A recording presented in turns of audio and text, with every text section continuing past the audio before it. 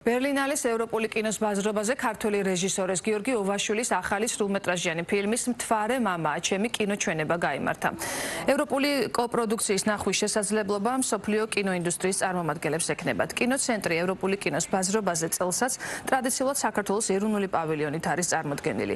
ვიზიტის ფარგლებში დელეგაცია მართავს შეხვედრებს ლოკარნოს, კარლოვი ვარის, შანხაის, ვენეციის, ანესის და სხვა მასშტაბური საერთაშორისო ფესტივალების წარმომადგენლებთან. ასევე გაფორმდა თანამშრომლობის მემორანდუმი აზერბაიჯანის კინოსააგენტოსთან.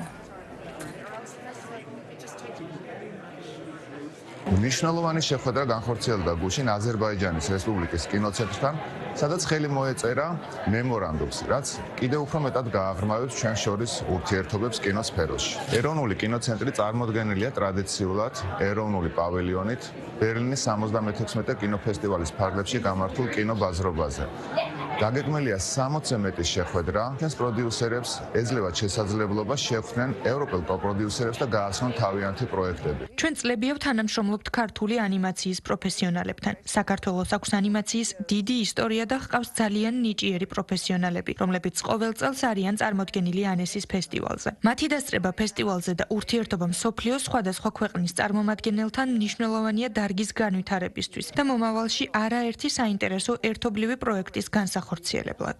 ქართულ მეგობრებთან თანამშრომლობის მემორანდუმის გაფორმება ძალიან მნიშვნელოვანი ნაბიჯია, რისთვისაც ბოლო რამდენიმე თვე აქტიურად ვემზადებოდით. ვფიქრობთ, ეს იქნება რეალური სამუშაო შეთანხმება და საწყისი ეტაპი ერთობლივი პროექტებისა და კოპროდუქციის განსახორციელებლად.